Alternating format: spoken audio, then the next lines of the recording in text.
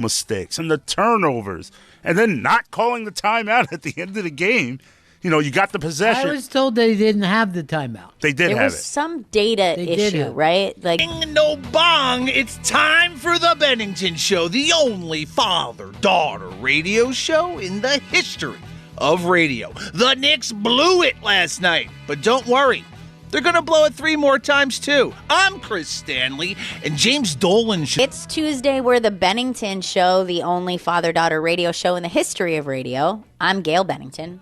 I'm Ron Bennington, and the weird thing about that Knicks game is that after the game, only Earl was out running in the streets yelling, "We want Boston." Earl, that's cancer. Earl, you felt so good after the first game. How you feeling now? I'm sick to my stomach because that was, for 3.5 quarters, they looked like a championship team. And once again, for the 3rd year in a row, or whatever it is, they find a way to lose a very winnable game. That was an incredibly winnable game. And they found a way to lose it badly. It seemed like they would go up 10, and next thing you know, they'd be up by 2. You know what I mean? Yeah. Then they're back up by 11. Next thing you know, it's tied. And I'm like, what the fuck? So streaky.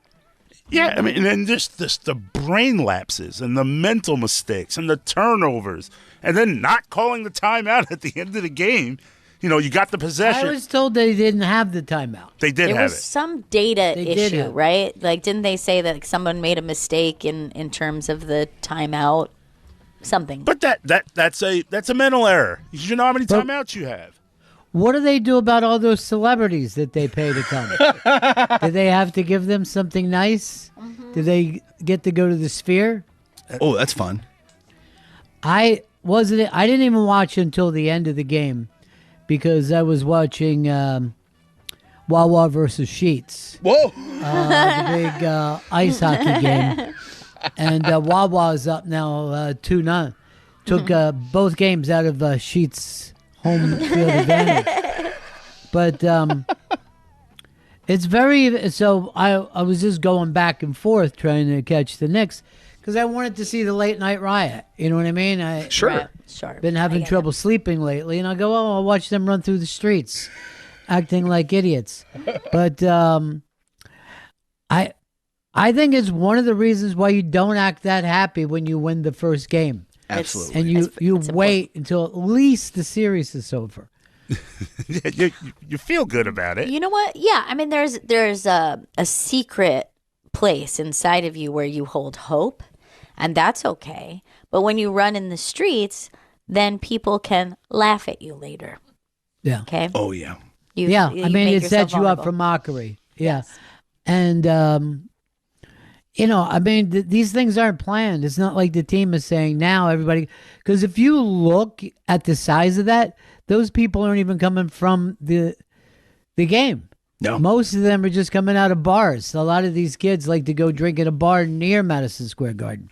Okay, this is what I was thinking too. And tell me if I'm off base. You understand sports fans on a very deep level. Thank you.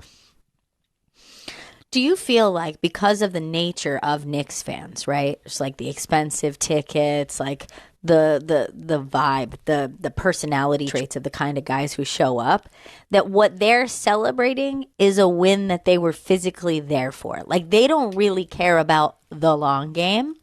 They're just like, I got Knicks tickets and they won tonight. And like, that's what matters. So I get to run in the streets because that would make me feel like a winner. So, I know a lot of that stuff comes from the Wall Street attitude, those kind of Wolf of Wall Street stupid fucking bro things. But most of those kids are not the game. Yeah. They're near the game. And for whatever reason, they're like 99.999% white. So you don't many see whites. that many Hispanic. You don't see any real blacks. It is the... you remember when the Gotti kids had their own TV show? Oh, Growing Up Gotti. Mm-hmm. Growing Up Gotti. That's what the crowd looks like. By the way, one of those kids, I think it's Carmine. He's 40 now, and he just got put in jail for, I think, ripping off COVID money. That's it, yeah, COVID fraud. But one of them, maybe John Jr., I'm not sure who stood out. One of the Gottis, middle-aged guy, and said, "This is the 16th member of our family that got sent to jail. Oh, and this has to stop." I'm like, I had no idea there was that many Gottis. That's a lot of Gottis. But also, let's maybe just take a moment to see if it has anything to do with your family. I'm not, you know what I mean? I don't think so. No. This is the feds being mean. He's the best guy around. What murder? What murder? Well, Earl, when's the next game? Thursday. Oh God. Thursday in Okay. Atlanta. Thursday too. Thursday in I Atlanta. wouldn't mind sending Earl to Atlanta. Oh, Earl, will you do it? Will you go to Atlanta? Cheap flights. So it's a little hot in Atlanta right Come now. on. Okay. No, I mean, not The in every. I heat? understand. I understand. But Heat go- is he your doesn't- problem? But going to Atlanta, you're going into hostile territory. You saw what happened to the Hawks fan at the end of the game in the plaza. Earl, you're yesterday. going to be dressed like you are now, okay? Then nobody's going to know who you're cheering for. You're not going to be wearing Knicks gear. You mean hostile territory. When I'm in another team's stadium, I never wear stuff, and I never never act would. like I'm overly happy. I just go like this to the people I'm with. Mm-hmm. Good fan. Yes. Up by two. Interesting. Interesting development. Yeah. Looks like it's going our way. I don't know. What's that? What's that, sir? Chris is going down to Georgia for a Settlers of Catan thing that's going on. You are. I had on Big Bang Theory, Yeah. and they were playing Settlers of Catan, and then they were doing dick jokes. Come on. Like the head nerd, I think his name is Urkel, White Urkel, they call him. Okay. And he was like, I need wood. Come on, I need wood. I get And it. everybody I was bet laughing. you do. Yeah. Wood is a Everybody was resource. laughing. And what's the other one? Hay? Look, it's wood, it's hay, it's sheep, it's brick, it's stone, or some people call it rock. Earl, where's the new Madison Square Garden going? I know that Trump wants to move it so we could have a bigger train station, right? Yeah, they've been talking about this for a couple of years. They want to move it directly across the street for where the hotel is right now. And they're going to knock the hotel down. To where the Hotel Pennsylvania is? Yeah, they want to knock that down and build a new garden across the street. That way they can I keep. feel like that's a legendary building, too. Yeah. And what? Sorry, again. Why do we need a new garden exactly? Well, it's because they want to put the train station Oh, bigger, right. Okay. prettier, more exciting. Gotcha. Even though they did the new stuff to the train station already, it doesn't seem like anyone cares. No, Yeah. Moynihan. There should have been like more hype around that, but I guess they're just like, It- okay. well, they got a food court. You know what I mean? You got a nice food court there. It's so overpriced and nice. I don't know why, but food courts just gross me out. They suck. Like, I'll get Yeah. Chinese while you're getting taco, and I'm like, then we shouldn't be sitting together. It's too gross. And You also, have to go sit at the tables of the food that you ate. Yeah. You can't. make the that. nature of the Sit- court makes it the food worse because it's like it's a half-ass fucking facility. Well, yes, you're right. I mean, it's not like a really nice kitchen there. You can see, that as Tim Dillon just did a thing that we've talked about a lot, and that's the dying malls. And he was so fucking funny. He was just like, there's nothing that shows you more of the old world than when you go into a mall. And he was just like, guess what? None of it's coming back. Stop trying to figure out what No. you're doing with this mall. It's not coming back. That's We why can't I go back. think one of the worst things in the world is to be a city planner because it's always too late. Yeah. You know, it's your job to figure out how to revitalize the downtown. When you're like, I wanted to plan a downtown. Yes. I Right. wanted to plan. Why can't we let somebody plan a new city from scratch? Yeah. Go to a place where there's some room in Alabama, Yeah. in Iowa, and just say, here's what we're going. You see all these fields? This is what we're going to design. Yeah. And let's see if somebody can have a kick-ass city. Because you got to stop trying to fix Chicago and New York and San Francisco. And I would like to see too, like the people who come to settle this new city. Like it would be kind of fun. Like even if you weren't one of them, you're like, there they are. They're off to start their life in the new city that everyone is so excited for. And the families are arriving. And I don't know. It just seems like it would be so fun. It would be like the first thing of Big Brother, the first Big Brother of the summer. You know, you'd be meeting them, and you're like, well, we got some oldies there. We got some youngies. Right? Yes. We got some Asian people, some Hispanics. And, you know, the black people are going to have their own neighborhood. Wait, we're going to do that in the new city? Oh, yeah. Well, you want to have cultures, right? You know, you want a Chinatown. Yeah. You know? Yes.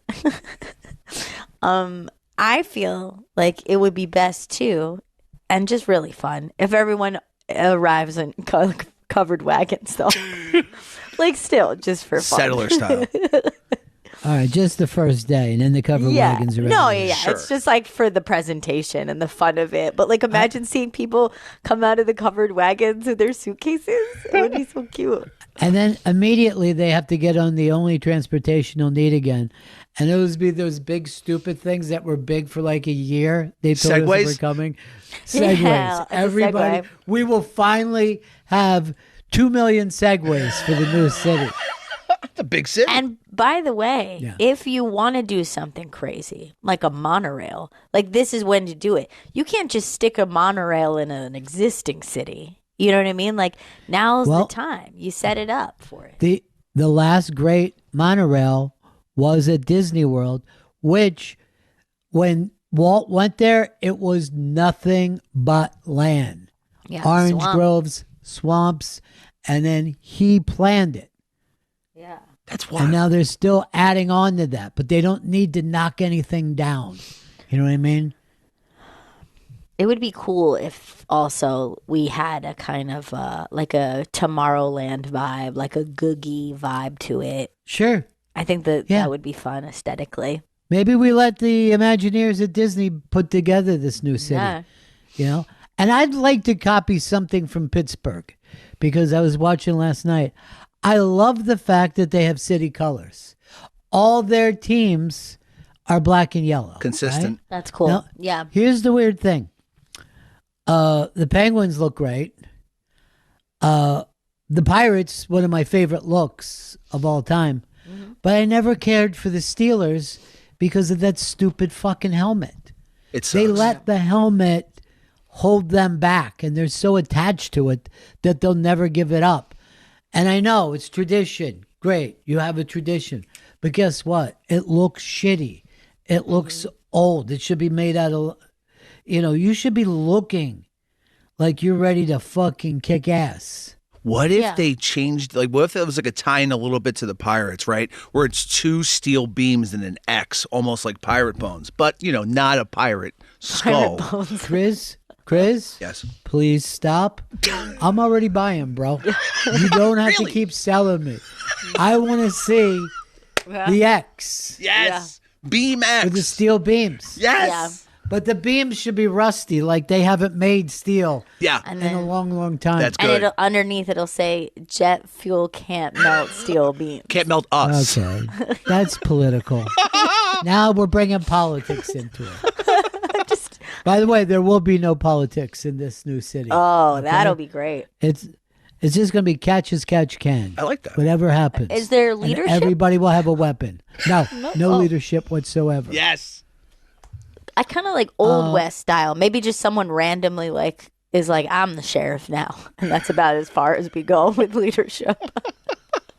Then you're going to end up having the feds step in. You're going to have U.S. Marshals in there. and That's It's the last Waco thing I style. want. Like, the funny thing is, my understanding of being a sheriff in the Old West, which only comes from movies, seems like just like someone's just like, I'm the sheriff now. And then like, or like at random places, you're like, go ahead, swear him in. He's sheriff. And it just kind of Yeah. happened very quickly.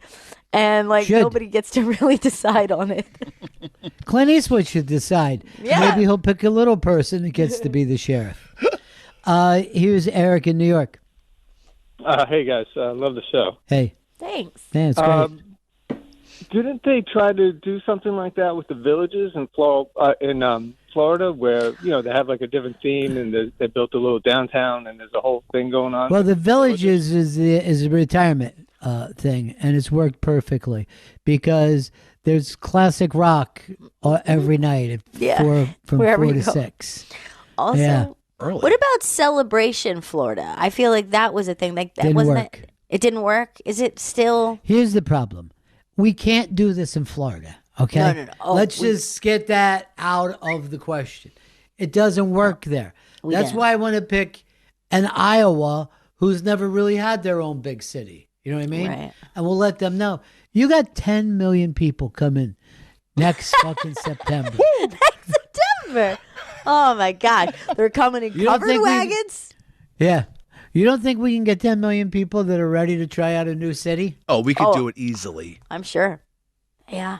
Even Idaho, they seem like they have a lot of land too. I mean, there's plenty of options. Is what I'm saying. Idaho, look, here's the thing with Idaho. The white supremacy thing is going to hold its stuff back. Where Iowa is pretty milquetoast. You know what I Understood. mean? They vote, That's the conservative, but they don't throw it in everybody's faces. But they got the caucuses, and that's very annoying. I'd love for this city not to partake in that. Oh, it won't. nonsense. It's going to be the home of the caucuses. Oh, God damn it. It's so silly what they do there. All right, I got another beef here. Okay, Okay. I tried to watch this Marky Mark movie, Balls Up, that's on Netflix. I made it 5 fucking minutes, and you got a guy that's considered, probably one of the top 5 movie stars of the last. Well, what's he doing in this? Guys, we're trying to fucking save movies. What are you guys doing? here's the What are thing. you fucking doing What are right you now? doing? I don't think Netflix has any interest in saving movies. This is just fan service to movie heads and movie buffs, and they're like trying to take it down from the inside. I don't know what you mean fan service. What is fan service to movie buffs? Just making movies. All they want is series. So No. Movie buffs love movies. There's not a buff that would love Balls Up. It's fucking ridiculous. No buffs. The entire movie is about a condom that fits over your nuts as well. And I'm like, I'm going to give this a try. 5 minutes was as long as I could go. Oh, man. I appreciate you pulling out. Because of the condom Oh no, thing? I didn't mean Is the, that the your con- fucking- no. He knows exactly what he's He doing. knows what he's doing. Shockingly, no. You're so slutty, too. But I do agree with you, Chris, is like the people that really like movies are the minority. Yeah. And maybe we got to stop even talking about it anymore. Yeah. Go Just know to that Turner we're Classic on the Movies. on the fringes, Yeah. That's like having a strange hobby. Like, there are people out there and they're like, they have like little clubs where they knit or do crafts. That's what it is to be a movie fan now. We're So just like you're in saying our own now, weird- making a movie is no different than putting a ship in a bottle. You know what I mean? You work on it for a long time, Yep. and then you show it to people, and they're like, "Huh, Yeah. I bet that wasn't easy to do." Wow, interesting. And Would but you it like means one? the No, I don't want a fucking ship in a bottle. and it means the world to you though. And like maybe 3 other people on planet Earth. Right? Would be like, "Whoa. Some other fucking nerd comes over. How'd you get that ship in the bottle?" Doesn't make sense. Yeah, there's nothing to celebrate anymore. Speaking of movies that look ridiculous and bad, I also saw a trailer for something called. Have you seen the trailer for a pizza movie? It's like a stoner. I'm throwing up air quotes here, like teen comedy movie, but it's with made up drugs and it looks totally ridiculous and not good. No. Yeah, I think I saw the trailer for it, Yeah. and then I said, "We have a Harold and Kumar." I mean, Like, we did it. That's We made exactly that. it. Yeah. And it was like, "Oh, we gotta get the pizza, just like we have to get to White Castle." Yeah. And I was like, "Okay, But at we least did they were make this." high on real drugs. This is some made up bullshit. That doesn't I don't even like- exist. You don't even think this is more of a dude? Where's my car? Similar vibes, Yeah. I would say. A Dude, Where's My Car? Okay, let's put this in a one category. Dude, Where's My Car? Harold and Kumar, and then I would even throw in The Hangover, where it's like Really? you're adding narcotics and or drug or whatever. Hijinks ensues, and it's kind of like absurdist too. Here's the thing about The Hangover. I wasn't embarrassed that I watched it. Like, I wouldn't turn off The Hangover if a friend came over or a relative. Like, oh shit. Like But if I'm watching Dude, Where's My Kumar, I'm like, I can't be seen doing this. no. I would Now- put. I'd say more like Hangover is like with Pineapple Express, whereas Dude, Where's My Car is more White Castle. You know what I mean? Yeah, I would agree 100%. Okay, fine. Now, I had Friday on the other night, and I'm like, oh my God, I really could use the laugh. A little bit dated. Little bit dated. And I used to cry watching that movie. You know what? That makes me feel like I'm ready for a rewatch because I would be interested to know if I feel the same. Because Show the girls. yeah, I think they would enjoy it. I think that like the way I would laugh at that movie, like every line. Yes, I would be I was dying the same at. way. And I don't know, maybe I was in a mood. Did you enjoy the remake with the Sons of Friday? As The a promo? That was Yeah. just a little clip that went in? Yeah. No, not really. I didn't think they seemed good enough. Here's Jeff and Nola.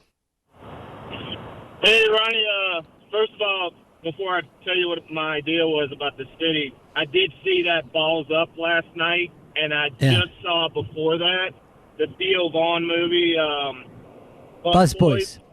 Yeah. and it just really has me so discouraged with the way that movies are going. I mean, Bus Boy I supported Theo's a homeboy from Covington, Louisiana, so I kind of supported him for that, but the movie was just shit, terrible. And then Balls Out or Balls Deep, whatever, I just, like you said, 5 minutes into it, you're like, oh no, this is not quality. Yeah, I didn't see Bus Boys, but I'm sure I'll see it once it streams. I have nothing Tim but... Dillon did have a great part in Bus Boys. I mean, he played a really funny part in it, and I think he was probably the highlight. But as far as the city goes, I was thinking if we have an anchor store in that city that attracts people around medical marijuana. So if you have this pharmacy that's the anchor store and that's what starts it up, then the people that move into the city will all be like-minded, and you could start opening. But that's everyone now. I mean, you know, like the reason why some of these movies aren't as funny is because grandma smoked marijuana. Yeah. It's not the edgy thing that it was for generations. Also, I don't like a fictional drug. Like, I think it's a little embarrassing, especially if nothing else in the movie or show is fictional, like absurd. Like, like if you have a sci-fi or something, I'm not going to count that because you're already dealing with like different factors, or like, oh, this is a drug they do in Star Wars or something. I don't think they have any drugs in Star No, they They don't. should. But I They get should. where They you're have coming the- from. You know what I mean? Like if it was, but if you're just like, here it is, real life. But I'll give you another example. It was on the Archie show, Riverdale.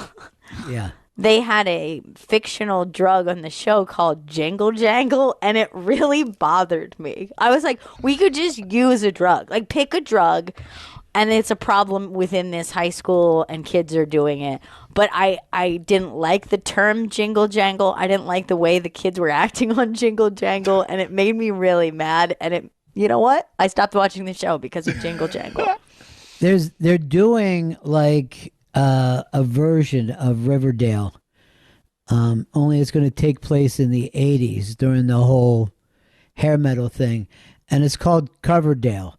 And I think it's going to be Good. fucking awesome. You I know know. what I mean? I think they're going to blow our dicks off. I really do. I don't want my dick anymore if this show's this good. You won't need it. I'll say there's 2 instances of fake drugs in films or TV shows that worked for me. One, Limitless, that movie with Bradley Cooper. Except for, I think it went. They didn't go far enough with it. Sure. Sure.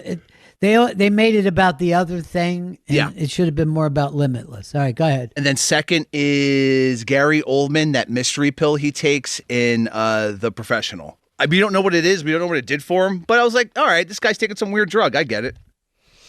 Yeah, I don't think that focused enough on the drug. True. You know what I mean? Yeah. It looked like it could have been chat or whatever that African thing is. Cat. That It's they cat. fuck with. Yeah.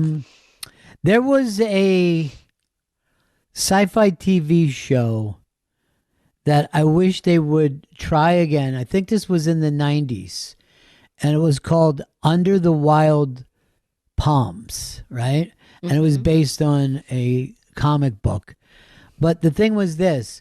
It also showed like religion and corporations were the same kind of thing. Like the corporation had a religion with this drug that you would take, and then you would like kind of hallucinate a TV show that was going on all around you, right? And I'm like, it's one of those things where the premise was so fucking cool, but they couldn't deliver on it. I'm You know what I mean? I'm They shocked. couldn't pull it off. I was so immersed in any sci-fi TV series on TV, especially in the 90s, like because I was just watching TV with my parents. I've never heard of this. Is it worth like watching just like an old watch, even if it's like a season? I only saw it when it came out, and it was like, when I watched it, I was like, this could be better. Because it was back then we called it a mini series. Okay. And I think Jim Belushi might have been in it. But I think that the premise, because now we've seen where corporations, religion, politics has all melted into the same thing. 100%. You know, where you have to be the right religion to be in. Right. It was Wild Palms, and Jim Belushi was in it. 1993. Was it just called Wild Palms? It was called Wild Palms. It was a 5-part miniseries. Yeah, the guy who wrote it was this really weird guy who was also an actor. He was pretty fucking cool. But I wish they could have pulled it off. It sounds amazing. It sounds great. I mean, those premises, now we're like, the Republicans are pro doing fucking psychedelics. Mm-hmm. The church has melded itself to be like the political party. Yes. You can't really say you're a Christian without being part of that party. Yeah. You know? So the whole thing is, and of course, the corporate things run everything. Yeah.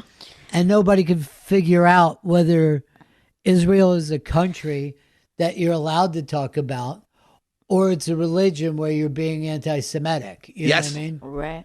It's all very confusing. And also, like, we took away the division of church and state in the sense that, like, yes, if you're a part of this political party, you also have to have the Christian message, right? And then that became very confusing. And then I would say with MAGA, it started now to be a thing where it's like MAGA above your it's a party religious inside a party. Yeah. Yes. And that's, I don't know if that's creating factions within their party, but it certainly seems like a shift in message. And I don't hear a huge amount of like, I know I'm done now because of this, because nobody puts themselves above my religion. All right. Well, here's what happened. Sean Hannity, Irish guy from Long Island, said he's no longer Catholic because the new Pope said, we should act Christ-like and welcome immigrants and all that kind of thing. And it got taken as an attack on Trump. Trump came back hard, but no, this other thing is what's, you are right, that everybody kind of moves around and stuff. Right.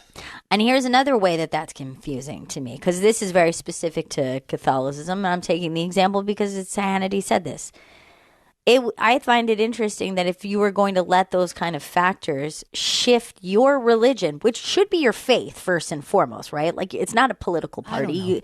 It should be, I think it's interesting that that's the thing that shifts you, because certainly Catholicism as a religion has had a lot of branding issues, a lot of bad press, a lot of things that have happened in the way they handled things within their own, religious affiliations and their power structure. This is the thing that shifts you. Like, I don't even blame anyone who says, hey, horrible things have happened within Catholicism, but it's my faith in the core that keeps me here. Here's the thing. We're at a time now where all the sheets are going to have to turn into Wawas over a hockey game. That's crazy. And like that, that's the rule, really. My lady is a Sheets head from way back, from being in the Pittsburgh area. What is Chris, her I want you to think for a second what that sounds sheets like. head? And I don't think you should be admitting that on the air. Here's the thing, Chris. Yes. What is their specialty sandwich? I think it's the Schmegel. I walked in there. That can't be the Schmegel. I walked in there and I looked around for sandwiches, and they were like, we'll make anything you want us to make. Just tell us what you want. And I'm like, well, you're not going to be good at a sandwich. Of course. If you make all the sandwiches. If you try to be everything to everyone, you fail everyone.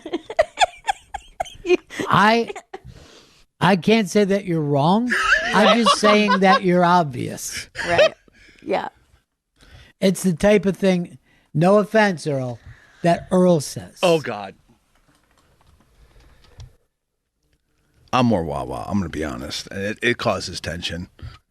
Is your Wawa specific to a sandwich? Is it specific to the feel? Is it the iced tea? I mean, some people I know, it's the iced tea that gets them in the door. They love that Wawa iced tea.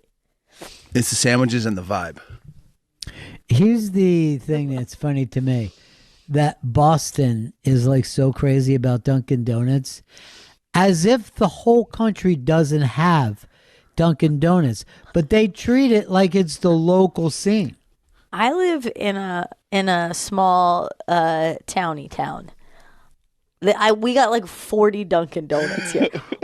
There are so many things we need, but we have like 40 Dunkin' Donuts. Flatbush Avenue is the same way. Not necessary. So you guys are acting like, hey, this is something we do. I don't know if you've heard a little slogan called "America runs on Dunkin'," but we're all well aware we have access to them. You need to go over to Sheets and get some chicken schnuggets. Is that what they have? Schnuggets? Or maybe the kids like swings. Swing. I have never been inside of Sheets. I know I haven't. Well, I've only been there once. Yeah. And I took a very comfortable piss there. I've been in it when so I was many on times. the road. Now that you've experienced this, did you like Sheets more or Buc-ee's? Buc-ee's was almost too much for me even to take in. I don't like the thing that they sell, like brisket and stuff, but the sandwiches are already made and stacked up and you just go by and grab one. Weird. That's not the way I get my sandwiches. Mm-hmm. You know? It's cult-like, man. Fresh. Thank you. Fresh. We want the fresh food. No. We don't want sitting food. Chris, we brought up movies, and you said you had something on movie decades. So what do you want to do here? Not just decades, generations.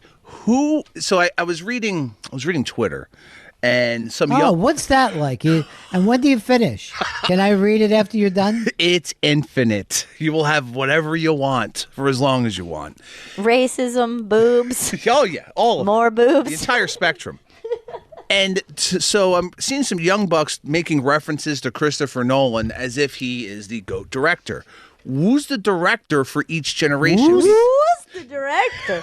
Whoop, whoop, whoop, who's the director? For each generation. So Chris Nolan, I would say, is the director for Zoomers and possibly Gen Alpha. I'm not sure if they're watching Nolan yet. But first of all, he's not one, though. No. So this would be... Like, I feel like if you're going to pick a boomer director, you need to have a boomer in there. You think so? Interesting. Because Well, I you feel like would. this. But here's the thing. Sometimes it's a person who's a little older who's hit a success. We have this in music, right? Like a band or a musician will be for the generation they're in, but they're like a little bit older. So like a millennials band, the actual lead singer, let's say, technically a Gen Xer, but Gen X didn't listen to it. If that makes sense. I would say this: most boomer bands are boomers. You know what I mean? And I feel like the Gen X bands were at least Joneses. Right. True. But also, You know, the boomers is a big Stones are spectrum. boomers. The Beatles are Right. boomers. But they're So- elders. All right, so let's go to but you fit in the like he's not doing a decade, he's doing a generation. Okay. If we did the decade, we could say who's the best. But if you're going to say let's start with the boomers, you're probably looking at Spielberg has to be Right. there. Yes. He has to be discussed. Scorsese has to be discussed. Kubrick. Kubrick, who's probably a little older, fitting into is. Gail's thing, Yeah. has to be discussed, but I don't think he would make it because I think you're going for Coppola. I think Coppola represents the boomers. That's really good. Do you disagree, Earl? You got to put Coppola in it because he basically Well, I said- just said that. I just said agree. Coppola. Yes. So you would agree. What about you, Gail? You agree or disagree? I think that it's probably definitively Spielberg. I feel as the boomer director, if yours like is a boomer and of the era of boomers. I think that's probably the only one that you could Yeah. use in that.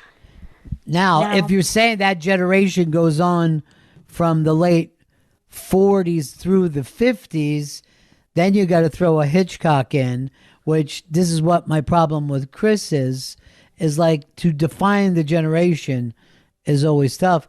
But know. I'm going to throw in a wild card here, the David Lean, that big kind of massive thing that they had in Yeah. the 50s. How about a John Ford? Can he be thrown in there? I feel like he's the silent generation. Ooh. You know what I mean? Because his movies came out before the boomer era, and who was his number one movie star? John the Ford. the silent generation guy. Now, this is for Gen X, it gets confusing because this is based on the same thing. If the person has to be the age group of it, it shifts my answer. Because You just give it for them then. okay, so I feel like it's the Andersons for Gen X if it because of their age. However, to me in my mind, they're like of the millennial era, but their age shows they would be like the Gen X. And I feel like it's a two-part. It's two Andersons. I don't think that we can choose. I think that they have to reign together. Wes I'll and choose Paul. I choose Paul. I'm a Paul head. I'm I mean- appalled at what he's done with his career. Now, millennials, considering the age group, I would say we're looking at Greta Gerwig and maybe a Coogler. Coogler is our age. What is he, like 39? So way, way younger than Chris, but still, I guess, Come on, technically. man. Earl, what do you got? I was going to say Sean Baker. Oh, please. Come on, Earl. We're talking about filmmakers. That's just a guy who hangs guy out who- with destitute Yeah. people. And then shoots it on his phone. Oh, I'm going to put Nora up as a really great half of a movie. And then the fucking Red Rooster thing I thought was fucking terrible. And I didn't watch the one that he shot on his phones. I feel like it's Gerwig. It's Greta Gerwig, I think, I would put as quintessential millennial director. Let's see how she does in her next film. The Lion and the fucking Witch and the Wardrobe or whatever True. that shit is. But I hate feel where like- she's going. I But I- really liked her smaller films. Yeah. But I hate where she's going with this. But I feel like Lady Bird, Little Women, Barbie, I mean, these are all big I successes. pick Lady Bird out of that. Like if there was a movie of hers, I say this is great. It's Lady Bird. Little Women is a remake. Barbie is whatever the fuck it is. You know. Yeah, I think like especially like style wise and aesthetically, it like matches the era too. And then what do you got for the little ones? The diamond fucking the demon hunters. Are they allowed to make movies yet? And we have any like big directors who are in their 20s? I think we have to be done. Yeah, I don't think anybody's interested in directing anymore. I mean, the YouTubers would be the thing for the Gen Alphas. So, Chris, I'm going to tell you what kept this from being fun. You didn't define where we had to be, and we were trying to make up the rules while on, and you were flat-footed. I mean, you're like, holy shit, I don't know. My premise got blown up on the launch pad, unfortunately. Well, here's the thing. We really wanted to go after this, but you would not define. You would not make up your own. You could have said just for the viewing audience. And then we were like, oh, okay. Doesn't seem fair, but I get it. Where would you say the Coen brothers for what generation? Would be Gen They're X? boomers. They're young boomers. Yeah. They're Joneses. But yeah, they made films for Gen X. Yes. That's where it gets confusing. Because for the era, I would put that in a Gen X category. The Gen X people like grew up through their young adulthood loving those movies. Here's Adam in Ohio. Hey, where would you put Rob Reiner for boomers? I mean, I think he hit all the different spectrums. You know, he was doing horror, fantasy, comedy, love. But and that, see, the ultimate. here's the thing. That's what he's like Sidney Pollack, where you service the story instead of your thing, the way the Andersons do. So you don't feel Rob Reiner while you're watching the movie. But if you go to a Hitchcock, a Wes Anderson, even a Marty Scorsese, a Quentin Tarantino, you feel it. You know? I would put Tarantino as maybe the 90s guy. Right. Oh, absolutely. He owned it. But he is a boomer. Yeah, I think he's a Jones, like right at the end. He's a Jones. He's a baby. I brought up Soderbergh, and he's a Jones. I had no idea. I thought he was younger. No. He put out his first movie in the 80s, and it was a fucking indie. Oh, yeah, Sex, Lies, and Videotape. Yeah, which is unwatchable. I was so excited to watch that movie by just reading the title, obviously. Oh, yeah, the title really draws you in. Fantastic title. I like all of those things. Here's James in Long Island. Hey, guys. Love you guys, as always. I'm going with John Hughes because I'm a Gen Xer, and we 16 Candles, all of those. You know. I mean, those are, stuff you watch when you're a teen, but you don't, as a grown man, go the best fucking movie of all time is Breakfast Club. You know what I mean? Fun watch. And again, we're talking about a boomer who made that for Gen X. You know what I mean? Like he like the director Hughes would be a boomer. I mean, it would have been interesting to see what kind of career he would have had long term. And I feel like even during his lifetime it frayed. You know what I mean? Like it just, because what are you going to do? Make fucking a movie for the next generation of teens? Right. Has anyone ever done that? Like hit two generations of teens at the same time? I mean, no one focused on teens as much as the fucking 80s did. Yeah. Right. It was the teen time. And then there was like a little resurgence of that in like the late 90s, early 2000s where we're like, With what? Well, it was like Scream, and there was just like a lot of high school movies. Can't Hardly Wait era. I mean, but those were not Empire Records. Those did not have the stroke of what John Hughes was doing. Where right. Like Hollywood was like, now what the fuck? You know what I mean? These fucking 19-year-olds are the whole fucking game. I do have an answer for a director who hit twice in two different eras, with a teen movie. And I feel like Amy Heckerling did both Fast Times and Clueless, right?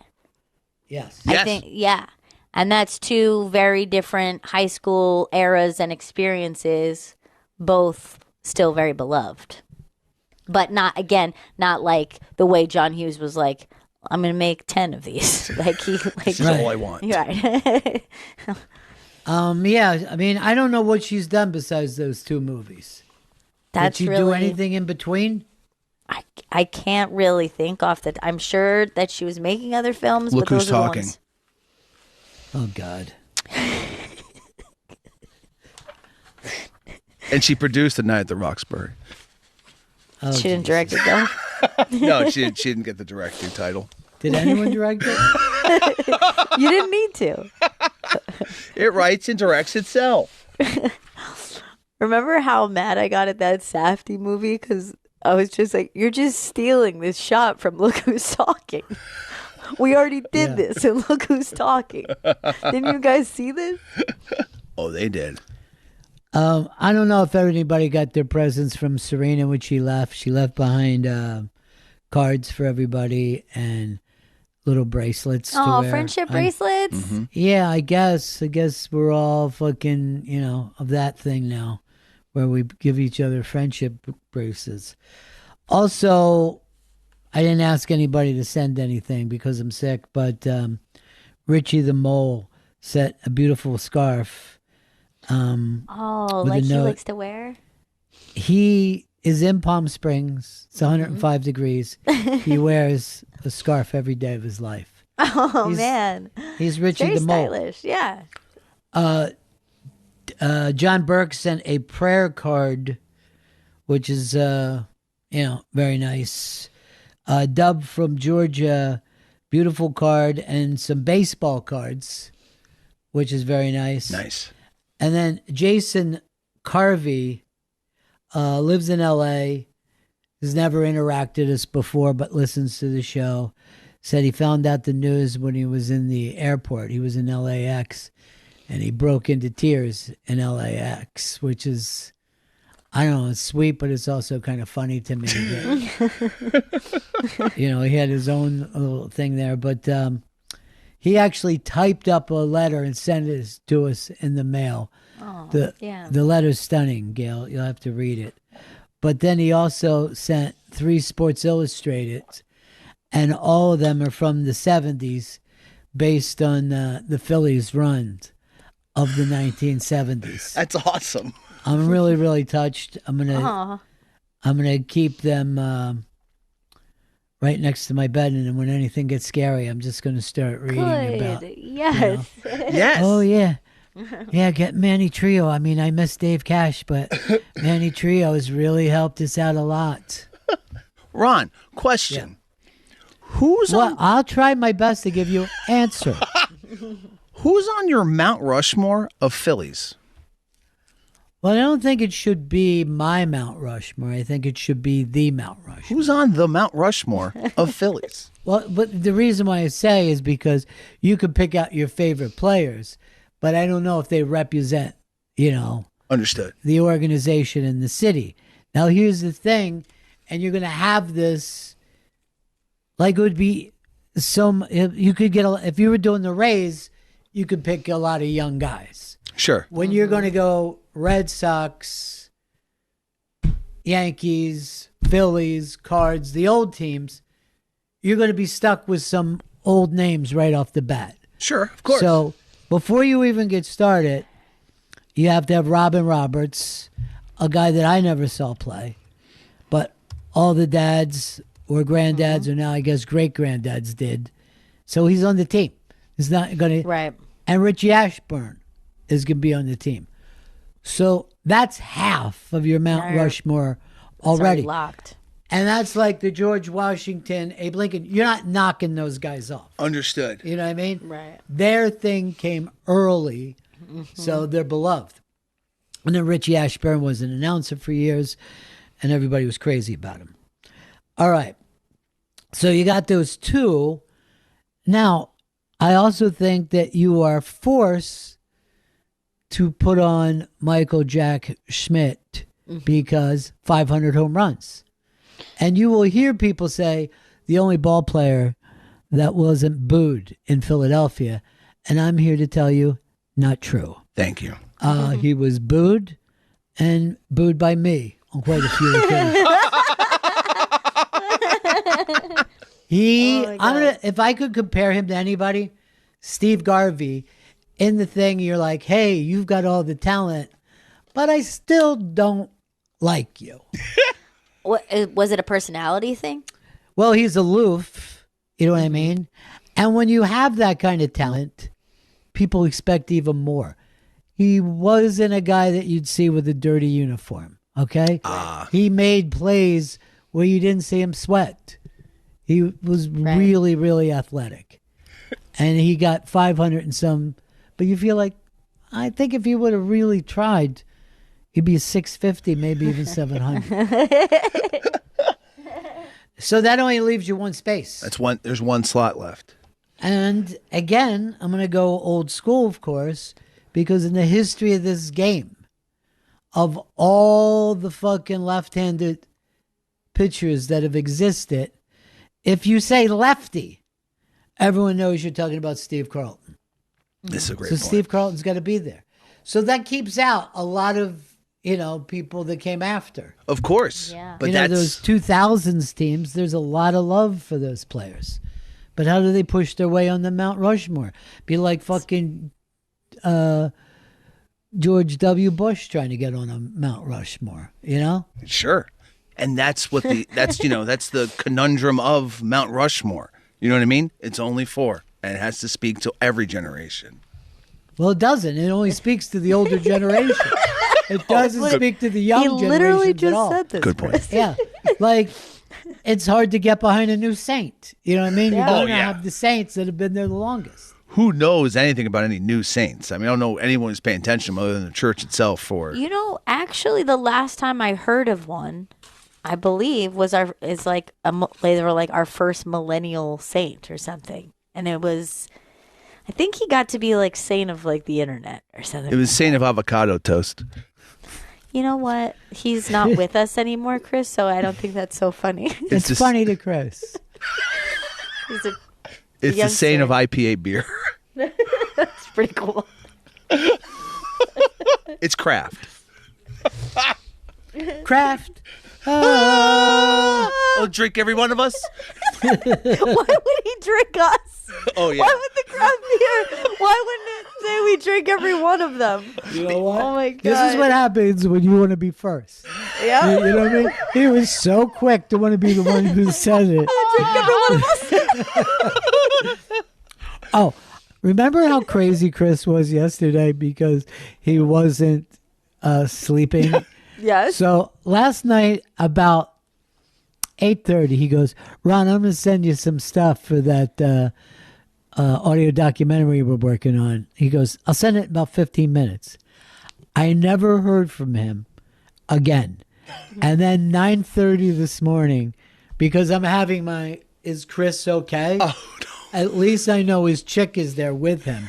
So she would find his body. Jesus. Before the cat got to it. I had to call him and just say, are you okay? Well, I was about to walk. I was walking down the street, about to go to the subway. Like, Ron, what's up? What's wrong? Oh, you're checking in on me? Yes, because you just had a 12-hour sleep, I mean, which most men don't. No, If it's you very rare. hadn't, if you hadn't texted that, nobody would be worried. If you didn't say like, you'll hear from me in 15 minutes God. time. Like, Yes. if that text didn't exist, he probably wouldn't be worried. When you put it like that, I see how Yeah. troubling it could be. And then when I woke up in the morning, I checked and nothing, Then I said to Deb, have you heard from Chris? And she's like, no, I've texted him quite a few times. I said to Earl, have you heard from Chris? Earl's like, I don't even have his number. It's He ridiculous. doesn't. I know he has my number. Does he ever text you? Oh, no. Earl never texts me. It kind of hurts doesn't my really feelings. text me But I'm very much safe either. and sound. You are. No, we know that. But you also Yeah, it's not like the old scared us. days when we thought you were dead, but No. It was happened. you like, also know you don't catch up on sleep when you pass out like that. Oh, no. I still feel kind of nutty right now, I'll be You honest. feel tired. Yeah. You know, because you just, like, if I woke up from 12 hours of sleep, I would have felt like 2 cars ran over me. Like, my body can't lay that long. Isn't that weird? It's very Yeah. that and like eating food like directly before going to sleep, like shitty food, waking up feels as bad as a hangover, even if you weren't drinking. It's bodies are nuts. By the way, I just got curious because I was like, I wonder when the last time like me and Earl just did a side text to each other. And the last one was actually March 11th. And I sent to Earl a Ray Bull song that they covered a Big Star song because he had said when we were talking, like, who do they remind you of? And I said, he threw out Big Star. And I went, And then, like, a few days later, I saw they covered a Big Star song. And I texted to him and I sent it. I was so excited. And I wrote, Big Star with an exclamation point. Like, good Yeah, call. nice. No response. I just No realized response from March? No response It's from March 11th. April 21. And what I was saying, or was I was giving you cred. You came up with Big Star, and I kind of went, okay. And then obviously they feel some kind of type of way about them enough to cover a Big Star song. What song? September Girls? Earl, do you still have the text, or you don't? Yes, I do. They do 13. 13. 13, they of covered. course. Yes. That's the other one. Everyone tries to act like they like Big Star, but no one did. And then, I think the replacements are the ones who like, we love Big Star, and then people start to get into them. But well long after.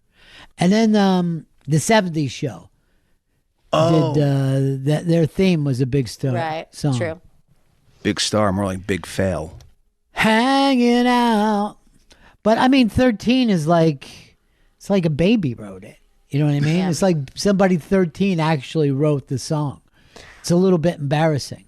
But still, Oh. do you feel like he should have said, like, hey, thanks for recognizing me and giving me credit? Because I was saying He's you were like right. Pence, where he feels like he can't have lunch with a woman without Girl. it seeming sexual. You can lunch with me. You can respond to my text. You can say, like, hey, you're right. I guess my Big Star idea really made sense. Thanks for sending me this very thoughtful text. I know you were thinking of me when you saw it. Earl, what got you into Big Star? The Replacements? Yes, when Okay, good. when they mentioned that, and then Alex and I was Chilton. and Alex The Alex Chilton, Chilton. and then I found the connection between Alex Chilton and the Box Tops because the Letter's one of my favorite songs ever. Right. But he doesn't even sound the same. Like when you listen to the Letter, it doesn't sound like he did Big Star, which he was older than when he fucking recorded the Letter. How come that isn't part of your dissertation? Was you sitting there trying to figure out, you know? This is why you're not with Rolling Stone, bro. Exactly. He's a poser. You think he poses? I think he poses because why did you just bring up such a great point that he didn't even cross his But mind? here's the thing. He, and he I- treated and I- me like I was a woman. Like he Yes. didn't even have to answer me. Yes, he did. But here's the thing about posing, that there is like like kind of like an external element to posing, and I don't feel like he has that. Do you feel like he's a poser? Yeah. But his writing is posing, is what we're saying. He will read a review Right. and then okay. write that opinion as if it's his own. He's posing and prosing is what he's doing. Okay, I do like the fact that you said prose in Yeah, that me way, too. but maybe, maybe you should figure a way of just using the one word, inventing your own. Good point.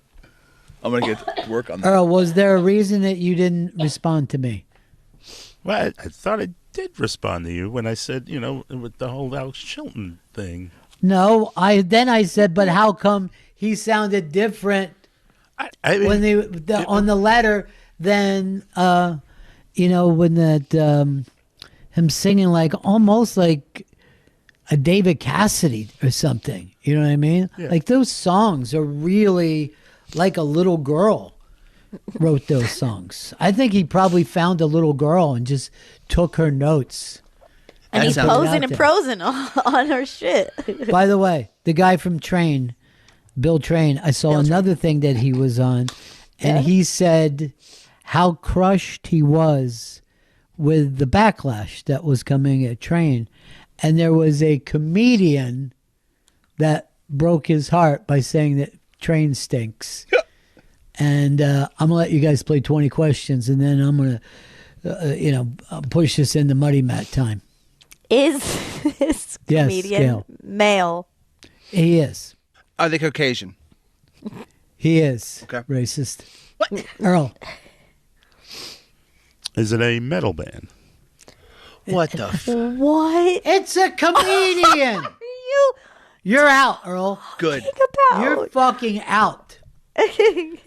All right, Gail, back to you. No, it's not a metal band. The comedian is not a fucking metal band.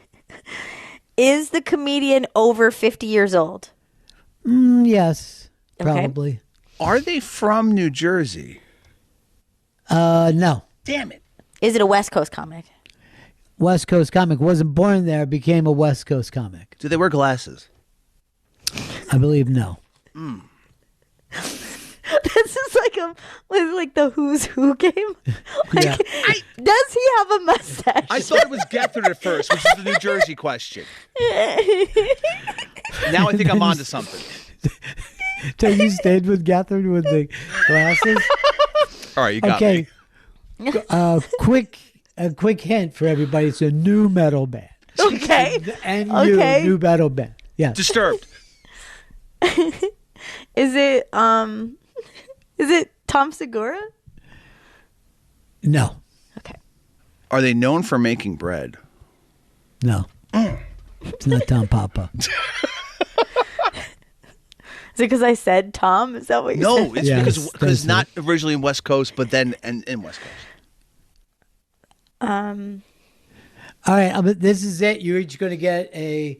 He was known as one of the alt comedians, and his great career, an amazing career.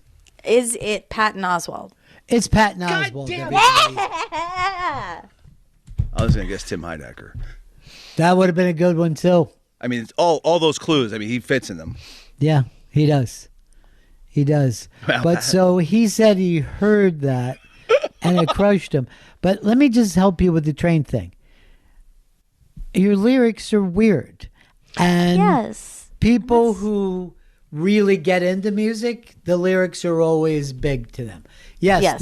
Do you have a great voice? You do. You Yeah, have a great fucking voice. You can come up with a melody. But the lyrics are fucking goofy, dude. They're literally goofy. I also want to throw this out as an apology. I don't believe that Tom Segura is over 50. You already confirmed that they were over 50. I believe Tom's and then I over guess 50. I feel like he isn't. I feel like Look it up, Tom is in Chris. his 40s. And I want to apologize publicly. He's 63 years old. No, he's No, he 47. He's 47. 47. Okay. That's good. So sorry, Tom. I know this about you. I panicked. Let's talk about Muddy Mats a little bit. You've probably seen videos or commercials for Muddy Mats on TV or online and thought those can't really work that well. Well, guess what? They do. I absolutely love my Muddy Mats. Only Muddy Mat has thousands of advanced, ultra-soft microfibers that are 5 times more absorbent than ordinary floor mats, trapping dirt and water and protecting my floors. I use them everywhere, by every door, under my pet's food dish, in the kitchen to catch spills. I even use one in the bath as a bath mat. And the best part, they're 100% machine washable. If you hate dirty floors, you're going to love Muddy Mats. Trust me, I love them. Our dog loves them, and I can't recommend them enough. Right now, get a free medium Muddy Mat with your order of 2 or more mats at buymuddymat.com. This offer is only available at buymuddymat.com. That's B-U-Y, muddy, M-A-T.com. Don't wait. Take my advice and get a free Muddy Mat with your order of 2 or more mats only at buymuddymat.com. Faction Talk 103, it's the Bennington Show.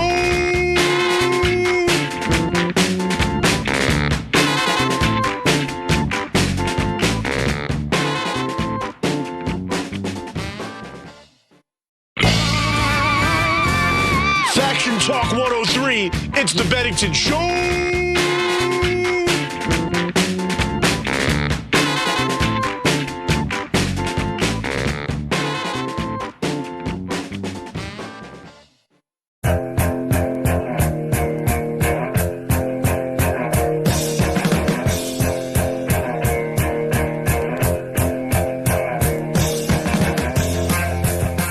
Bennington is back. And if you haven't yet, please go check out SiriusXM.com/Bennington Wall to hear all the incredible messages that everybody is leaving. These are listeners and friends, people who just want to reach out and leave these incredible messages of encouragement for Ron. And then if you scroll to the bottom of that page, there's a place for you to add your own voice note to it. I'm still so blown away, and I'm enjoying listening to everybody's. Yeah, I do as well, and I just the fact that this thing's set up like it was, it just crushes me. The talent it took to put this together. And yeah, that was David Pasquale who spearheaded the back end and creating So it. cool. And obviously Jim McClure, Andrew Bruce, and Christine, they're all great. Yeah, that's so awesome. It's really, really cool. Yeah, it's really, really nice. Appreciate it. Gail, you and I need to send out a thank you note to all those people too, because I don't, now we're using it for the show. We're going to play some of them now. And there was no Christine, by the way. It was Caitlin and Nicole. I made a mistake. I thought that you had it. And then when you said Christine, I almost was thinking, are you talking about Christine from the bonfire? No. But I'd like to thank her just for being her, by the way. Caitlin. Did Christine leave a note? I know she contacted me. Not yet. That she's going to today. Oh, it's too late. No, it isn't. You know what I mean? The fact that, I've been waiting to see what she was going to say. No, I love her so much. Speaking of love, here's one. We're going to play a couple of them for you now. And by the way, this could be you. Leave one. We're going to keep doing this every day. It's a part of the show now. This, in my opinion, one of the great comedians working today, Colin Quinn. Ron, it's Colin Quinn. I miss you. I love you. You are the Kinks of comedy and broadcasting, in that you're respected. Everybody knows how great you are, and you're kind of the litmus test for dummies. If they don't love you, then we know they don't really understand what this is.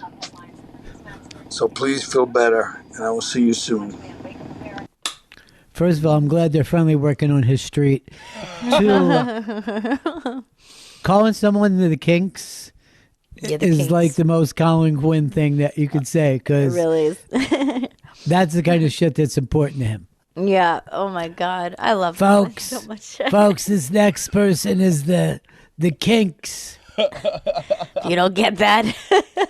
I can't help you. It wasn't that long ago. I'm down at the Underground, and the MC missed the show. He didn't know that he was on the show, so every act had to bring up the next act. And I was following Colin, and he goes, "Yeah, the next guy. He's the greatest person. There's no one comparable. What am I doing? This is no way to bring somebody up on stage. How's he going to be able to follow this?" It was so fucking funny. He's the greatest person. Greatest. There's nobody. He's his own Mount Rushmore. It's him. It's the Kinks. Obviously, it's going to be the Kinks. It's also the writer of. Look, here's the next person. This one we love, Gail. Joni with an I. Oh, Joni. Hey, Ronnie B. It's Joni with an I, calling from Phoenix, and I've been listening to you since you started on XM in 2005. My dream was to see you do Ron stand-up all these years, and we actually had tickets to the Creep Show at the Gramercy in 2020, but obviously the pandemic had other plans. So finally last year, my dream came true when my daughter and I flew to New York for a week to see some Broadway shows. And I have to say, seeing you do stand up was the highlight of 2025 for me. You were so amazing and hilarious. And I wanted to thank Deb again for helping us get the tickets, Gail for the food recommendations, and Margarita Johnny for helping us with hotels. And again, it was fantastic. I did want to say, though, that when we went down to try to see Earl at the Hard Rock, nobody knew who he was. But anyway, my family and I are wishing you all the best, Ron. Talk to you soon. Oh. First of all, that was really, really nice. And you saw like 5 goddamn Broadway shows that week. I know, so many. 2, who helped you, Deb, put the tickets together? That was Mel, who's the bouncer at the door of the Underground. So you were able to say to him, even though it's booked, I got a friend coming in? Yeah, I said that she's flying in and wanted the chance to see Ron, but the tickets were already sold out once the lineup was announced, and he said he would help out. That's really nice. That's so sweet. He's also a very big and yet very sweet guy. Mm-hmm. And one night I was standing next to him while a guy was giving shit that was so much smaller than him. And I wanted to knock the guy out. But he was being like, bring it down. Why act like you're upset, Yeah. Yeah, I'd be so bad as a big person. Because I'd be using my super strength all the time. I know somebody who is like a bouncer, door guy. Has been doing it for like a million years in the city. He's so huge, so tall. And I have watched him just be so chill in those situations. And I go, yes, the tall privilege, the big guy privilege of like just being able to stay really even. And everyone else around is like, is this about to turn really bad? Someone's going to get, it just feels like something really awful. And he stays so even. He's so chill. Okay, here's what I want to see this tested. I want to see him with a big guy doing that. Oh, right. Because he might feel like, I don't need to prove myself to this little fucking Napoleon. Right. But if a guy comes in 6'5", 275, he might go, it's fucking on. It's you know on. what I mean? Yeah. It's on. And also, if you notice, Earl still has done nothing with my point of sounding that different. And the reason why, Rolling Stone has never written an article about that. So he does not have an opinion. Yeah. And quite frankly, when there is one, please send it. When you have an opinion, please send it to Earl in care of the Hard Rock. And when he gets that opinion, he'll come back. Mm-hmm. Let's go over, let me see who we've got next here on the list. Liam. Our Liam. Liam. Hey, buddies. It's Liam from the booking department punching in. Ronnie B., it's always been an honor getting to work with you. Selfishly, having someone who can find a way to talk to anyone, literally anyone, and hit it out of the park every damn time, it makes my job a dream. You got to get through this because we got a lot more cool shit to do. Love you, buddy. I love that dude. Liam's great. Yeah, that was sweet. You know what else I love? He's a girl dad. Me too. Hangs out with his daughter like a couple buddies. Love Liam. I'm glad that we got Liam and Colin in the same show. I don't want, Yeah, me too. I want all the Irish to be taken care of. Did Liam mention that you're the Kinks of comedy and broadcasting? I really hope you come out like all day, all the night. Everyone's fucking, everyone is digging where you're coming at. And what do? You change the fucking flavor, right away. Shoot. And this is Tony. Ronnie B., my name's Tony. I'm a producer in the sports department at SiriusXM, and as I go on 15 years with the company, I can say with certainty, despite never having met you, you've had as much to do with my career as anyone else, because I wouldn't be doing this at all if it wasn't for you. Growing up on Long Island, O&A opened my ears, but it was the Ron and Fez show that opened my mind to the possibility of what talk radio really could be.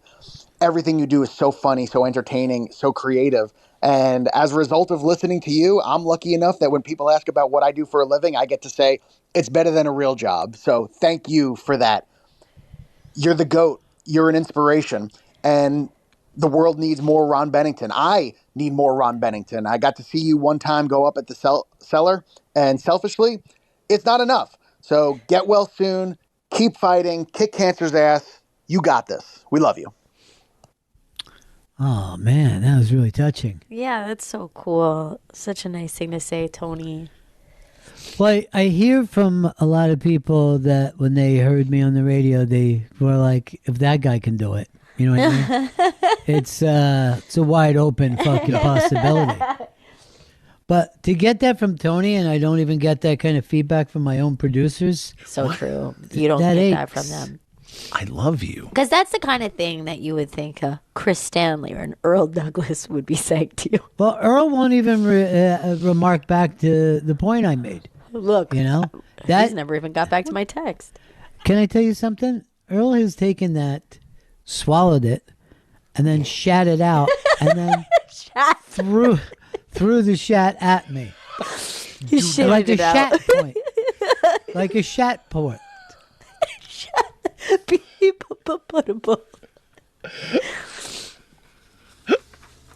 So yeah, that all those made you tear up a little bit. Yeah, it got me very emotional. Those are really touching and so sweet. Hey, are you guys familiar with a TV show called Banshee? No. I'm not. No. Last night, Justin Stengel just writes to me, Banshee? With a Banshee? question mark. And I'm like, is that my new nickname? And he's like, no, it's a TV show I want you to see. I said, I've never even heard of it. I don't even know where it's streaming. I've never heard of it either. I don't think I have. Yeah. It could be one of those. It could be one of those shows that the title sounds nothing like it. So then when you hear it, you just push that out of your mind and you can't learn it because it doesn't make the connection. It's a crazy title. Interesting. So it is on HBO Max, and it's from 2013. 4 seasons. Never heard of it. Never heard of it either. Crime thriller is what I'm seeing here. Oh. I have that happen sometimes with some shows where it'll be like a show I love, but then the title doesn't make sense in my mind and I can never learn it. And I feel like somebody somewhere was like that for a very long time, where like I was like, and I think there was, because it's literal vagueness in the title. It didn't have a definitive place that every time I was like, Bridget Everett show that I love so much. Like I just couldn't somebody somewhere. And Better Things was the same thing. Better Things, I was kind of like, the Adlon show that I love and I watch every week. Like, but it just wouldn't click in there. Hey, has she written anything on the wall? She's not. No, jeez. I don't know what happened there. I love her. Must have done something wrong. All right, so those are very nice. We're going to play some more tomorrow. You can be part of that. Go over to the wall. SiriusXM.com/Bennington Wall, where you'll see the wall. You can look at everyone's messages, listen to everyone's messages, and you can leave a voicemail, but there's a link at the very bottom of that page, SiriusXM.com/Bennington Wall. Did you want to put a shout out to Christine? No more. Coming up Shout with out, that? Christine. Do you just have a big crush on her and that's why you said it? Because sometimes I say my crush's names out loud, just and I'm like, oops, how did that happen? It's the 2 C names. It's Caitlin and Nicole from the Growth Creative Production Team is who I meant to say. Okay. But you said Christine. I did. You said Christine because you have. But a also crush like on this, Christine? You were like, I gave it away. Christine. The delivery was as bad as the actual content of the things coming out of my It's my fault. I'm the producer. I should do all the plugs. No. You're the host. He knows this. Yeah. Now, yeah.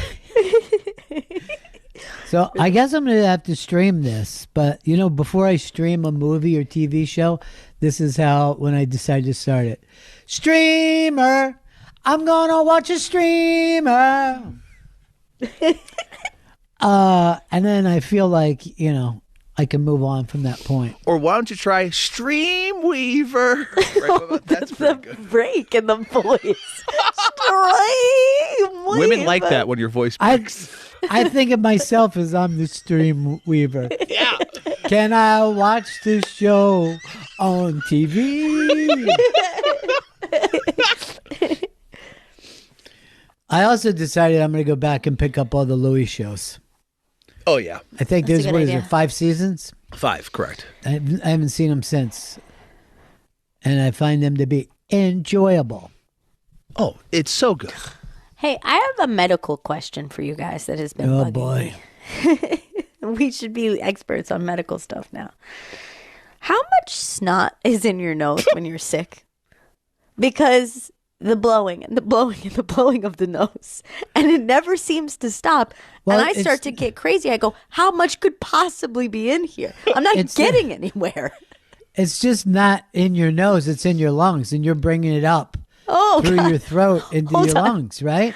I thought it was all packed into the sinus. Like I thought No. we're pulling it out here from the sinuses. All right, I'm going to need the medical thing because Yeah. I always thought that this was like a cold in your lungs and you got to get it out. All right, Yeah. so this is what I'm seeing through my research of just Googling where does snot rest? And it's in the nose, sinuses, and throat. So where does it start? Good call. Nose, I'm going to dig sinuses, deeper. throat. Okay, so it's got to be deep in the sinuses. But my question is, what quantity are we dealing with here? I think Because we're when- looking. The way to look at it is probably 2.5 to 3 cups. I mean, I'm starting to think it's true, right? Because let's say you're blowing your nose, you're doing it like Yeah. 10 times, right? And you're like, surely I've got to be getting somewhere. You're filling up tissues and you're throwing them out. And you're like, at this point, you would be like 2 hands full. Duh. That's just chilling up there. And it's still nothing. You're still no air is coming out of your nose. I've done a little more research, and while people often think it comes from the sinuses, most snot is generated directly by the lining of the nasal passages. Okay. That's so disgusting. It's bad. again, how much? So if it's here, up in your nose, in your nasal passages, which doesn't seem like it should be a large area, why does it seem like a never-ending quantity when you're sick? It's got to be produced on a constant level. All right, You so know what I mean? I'm looking up. I'm doing even more research. So apparently, over the course of a day, if you have a cold, Yeah. 30 grams of snot is produced Well, give by me weight. what is that? Because I don't think in grams. That's like an ounce of weed worth of snot, roughly. It's just an ounce. You don't have to say that it's. That's more. It's more snot than you could smoke over a weekend. Can you give me like in terms of cups, tablespoons? Okay, you know, give like me a second. give me like more like that kind of a quantity. So like that, I can visual. I don't want to think of the weight of it. I want to think of what vessel could hold it. Jesus Christ. So it looks like it's no, it can't be 2 tablespoons. No, It can't be 2 It's tablespoons. I'm way telling. more than 2 I got 2 tablespoons in one tissue. Let me tell you this right now. That's gross. There's no And- way it's 2 tablespoons. Don't fuck with me, Chris. And Earl, this is you have the allergies. You're constantly blowing your nose during the show. Yeah, it is really bad, and I was, my sinuses are draining right now, and it's brutal. So yesterday, Earl says to me, "These allergies are killing me." He goes, "I hate spring." I go, "I never have that problem. I don't have any allergies." And he goes, "You're so lucky." I'm like, "What? I'm lucky? I get stage What? fucking 4 cancer. Oh my God. How you call me lucky?" Think before you speak, Earl. Don't turn it into anger, Chris, and then it doesn't seem like fun guys having fun with each other. I'm having a lot of fun. Sounds like a threat. Wait, I don't hold threaten on. anyone. You're trying to lie Okay. to me and say the tablespoon thing. I got this for you, Gail. 1.5 liters a day. Liters? That's more than a quart of snot in one day. And then I'm sitting here 5 tissues in going, why am I not getting anywhere? Because I got a liter cola of snot up in my sinuses. Liter of cola? That's disgusting. And also, that's bad design. I'm going to tell you this right now. It's That's bad bad design. That you're saying when I get sick, I only have these two little nostrils to release. What if it came out That- of your eyes, though? That'd be even worse. Yeah, that would be worse. I'm not talking about what's worse than what we already have. I'm just saying this isn't a great system for when you're sick and it's all packed up in there. And you're telling me I got 1.5, like a freaking quart of snot up inside my head, creating pressure. And I'm just like able to get a little tiny bit out in a tissue. Yeah, it's and I terrible. have to do that all day. You got to get in the shower and just hot shower and nose butt. Yes. Just Yeah. nose jet yourself. Earl is involved with something. He wants us all to sign a petition to save something. What is it, Earl? What are you trying to save this time? I really want to save the Ed Sullivan Theater because I went there last night for a benefit show, and this theater is absolutely stunning, and it's beautiful. Well, and, what makes you think that they're going to lose the theater? when Colbert, because that's where Colbert does the show, and there's no plans to use the theater once the show ends. So There wasn't any plans to use that theater after Sullivan. I mean, that theater's been empty at different times until David Letterman came back and opened it up. I think Kate and Allie used it, which I'd love to see how that worked because I wouldn't think there was enough to shoot a TV show of that kind there, like a sitcom. But you don't think you could do Broadway plays there? yeah, it's definitely Broadway ready, but Well, what makes you think that we need to save it then? because New York is notorious for not saving like these really cool cultural markers. You know what I I'm mean? going to be honest with you. I thought it was really bad that they stopped calling it the Ed Sullivan when Yeah. Colbert took over. And I hated what he did with the marquee, too. I think you needed to keep that old kind of 1950s marquee. If you need a way to save the Ed Sullivan Theater, I have an answer for you right here. We Yeah. saw it work perfectly for Empire Records. You get Coyote Shivers and Renee Zellweger on the top of the marquee singing Sugar High. And then I think a lot of people are going to be selling T-shirts and other things and walking around with just big buckets that you could put dollars in. And then those dollars will be enough to save Empire Records, a.k.a. the Ed Sullivan Theater. Earl? Ed Sullivan, Ed Sullivan. If you told me that Renee Zellweger was going to meet that band and do Sugar High on the Ed Sullivan Theater, I'd be there in a second, Earl. Dropping She's cash. finally willing to sing out in front of people. you know? Sugar High. Gotta do them and you know it's Sugar High. I think that was the only time she ever performed. And I'm like, he's What, just like, go ahead, take the lead. What benefit show were you at, Earl? It was for Music Cares, which is the Grammys charity arm, and Colbert's band performed because they have a new album out, and the proceeds are going to Music Cares. The what is? Colbert's house band. The proceeds? The Yeah. proceeds are going to Music Cares. So they were the only ones who performed.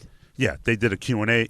Colbert did the Q&A with the band, and then they performed a couple of songs. What were the questions? Do you like being on the show?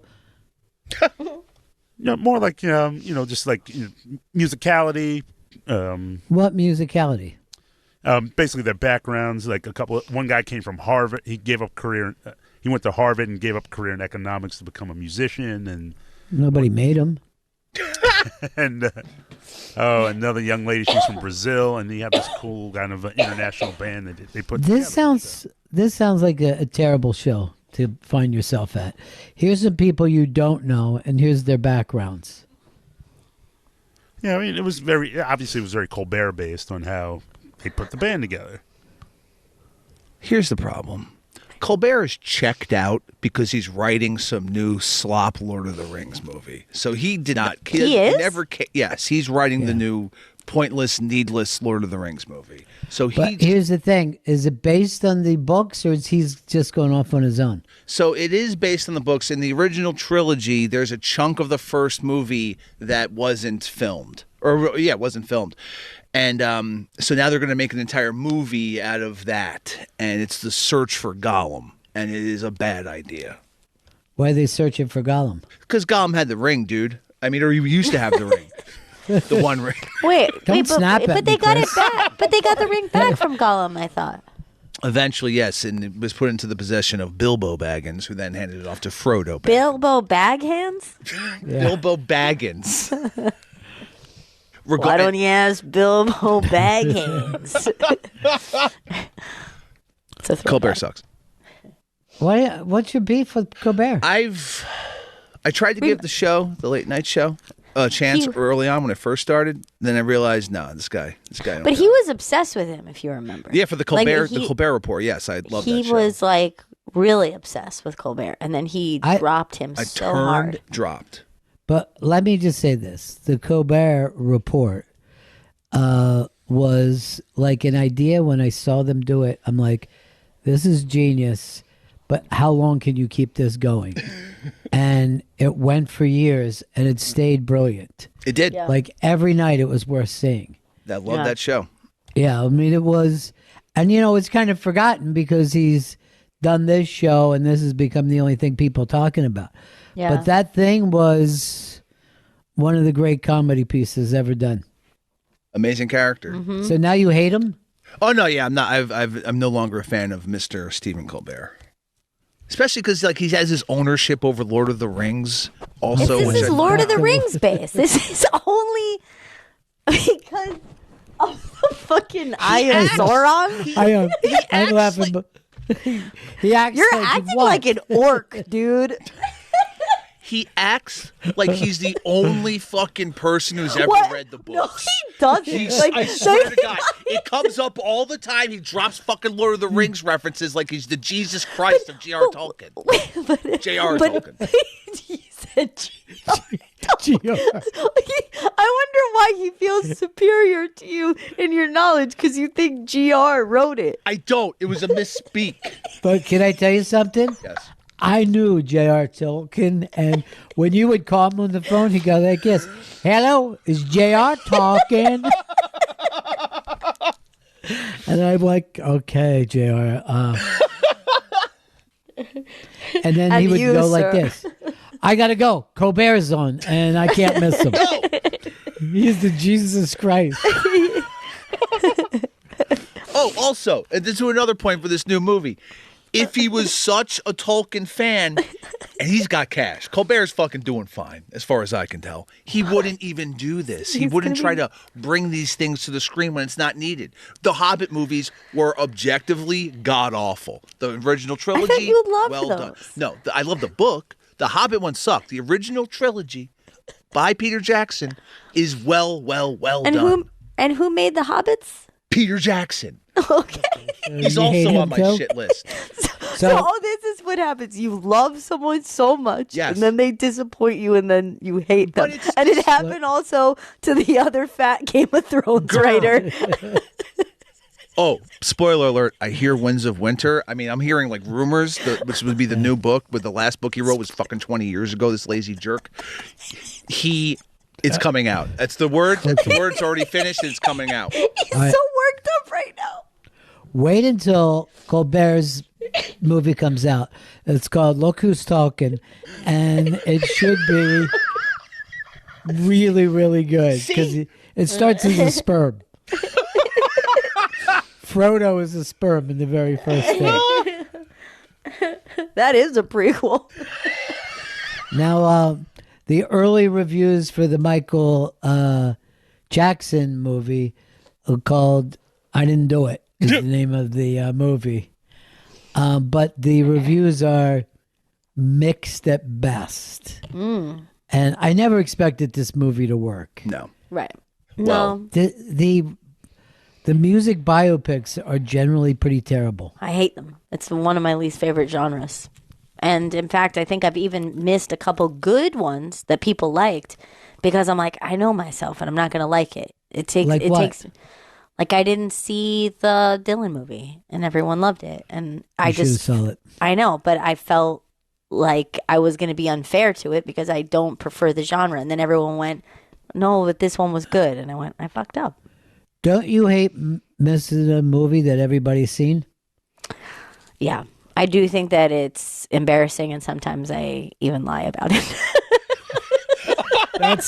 That's even more embarrassing. Brave to Like, I have one that I've like I have no good reason to just not have seen this movie. All right. And it is such a cultural reference, and now it's coming back again. I've never seen The Devil Wears Prada. I've referenced it like 150 times. I've never seen it. They were saying that this new Devil Wears Prada has more tie-ins, like to coffee and to clothes. Yeah. Like everything about this is being sold like it's a big summer, Astro Boy movie. It's like they finally made Astro Boy. I mean, SiriusXM just redid the lobby as a big theme for like the coming out of the part 2, and I was like, oh, I'm sad I missed it. And then I went, why? I've never even seen the first movie. I don't know why. Well, it's shot in our building. Yeah. I know. It's so stupid that I haven't seen it. But like, our elevator's in the trailer for the second one. I'm like, people have said to me like, oh my God, I love that movie. And I'm like, me too, girl. Like, it's so good. But I love It's really not that good. It's her that's good, the movie itself. Earl, what's the movie everybody's seen that you haven't? Haven't seen E.T. That's weird. Holy shit. I've never even heard another human being say that before. And it's also so not like, that's really weird for your age group too. Like, you're a Gen 100%. He should have been perfect. I bet he was afraid. Were you scared of the alien? I was just never interested in it. I was like, E.T. Go Home. I was like, this. I couldn't sit through that. I was like, it just doesn't interest me. E.T. Go Home. Earl, you would love it. I'm telling you, I know you. I would love to watch You E.T. would with love Earl. it. All right, what about you, Stan? Top Gun. Never saw it. Never saw Top Gun. Yes, you have. I know. I saw Top Gun Maverick, but I never saw Top Gun. Okay, hold on. This is as weird as mine because I swear you've made like multiple references I know to who Top. Goose is. But like you act like you do. Like you I've never seen it. You laughed when I said I've lied, but like you've definitely lied and said you've seen We watched Top Gun Maverick 2 like as a show. We all spoke on it. Yeah, I was kind of confused at some points, but you're like, why is everyone so sad? But again, I get it. There's pilots and they're fighting. Like, it's not, you can get by on that. Ron, is there something that you're like, everybody's seen this movie and I haven't? Well, not everybody, but you and your mom love this movie, and I never saw it, and that's Practical Magic. Which they're making a Practical Magic too. They just released the trailer for 2, and I'm going to say this about it. I'm fucking thrilled. I'm excited. I know some people are like, how do you mess up a great movie that I've first... Do it. Mess it up. I don't care. I'd like to see another one. And here's the thing. Can I tell you my beef? Why I won't see Practical Magic 2? Is because they didn't bring Griffin Dunn back. And yeah, I feel about Griffin Dunn the way Earl feels about Alex Chilton. Wow. Like if somebody asked me a question, I'd be stumped and not be able to answer it, and then make that person feel like they had no value. And then I would act like I was saying stuff, but I wouldn't actually say it. But that thing of you guys bring up that movie all the time. Yes. And I just sit there. I can't be like you and lie and say that I saw it. Oh, I lie. But I lie big time to fit in. I just felt like it wouldn't be practical for me to watch Right. it. I think that you should watch it. And I think that here's also, I just want to say this. I saw in the trailer, they did a really good job like visually capturing the same look and feel of one. Because so much of it, it's house porn too. It's a great house and you like spending time in the house. There was some celebrity, I feel like maybe it was Cher. She saw the movie and she was like, get me that house. I'll buy the house. I don't care what. And they were like, hey, that's like not a real house. Like we used an exterior from this and this was a set. And she was so mad. She was just like, whatever the She's cost. bought a lot of houses. Yeah, she just, bought a lot I of think it was houses. Cher. But it's a great house. Let me know when it's streaming, because you know me. Streamer! I'm going to watch a streamer. I feel like, and I didn't look at any of the like comments, but I think that the thing that people are going to clown on them about is the work that has been done to the two sisters, Kidman and Bullock. And you know what? I feel like they would be the type of witches to do a little tightening spell, so it doesn't bother me. So let them live. Well, I'd seen Kidman before, but I didn't know the Bullock had it done. Me neither. You can in the trailer, you'll see. She looks very. Almost everybody. Almost everybody's had it done. Yep. You know? Yeah. And I just accept it. All right, that's about it for us. We got to wrap this one up today. But I hope that tomorrow we'll do a lot better. I don't know what went wrong here today. I think Chris had too much sleep. It's definitely Chris's fault. Yeah, but, Earl would never answer me. I tried to get that thing started with him, and now he keeps putting his... He keeps, quietly putting his hands up like he's yelling at an imaginary umpire in his head. But you just have to say it. Chris, you have anything you want to plug? You want to plug Christine's latest thing that she's doing at the bonfire today? No, but I would like to plug the Bennington Wall. Go to SiriusXM.com/Bennington Wall and leave a voicemail. There's a link right at the bottom of that page. You can't miss it. Right at the bottom. SiriusXM.com/Bennington Wall. All right. I don't know whether we're putting this up tomorrow or the next day on Instagram, but I've shot something that pertains to Mr. Chris Stanley. Oh. Chris Stanley. So I said I wanted to have him edit it, but I'm like, no, I'd rather it be sloppy, but a surprise for him. I love surprises. All right. That's it for us, kids. Stay safe. Stay cool. We'll see you tomorrow.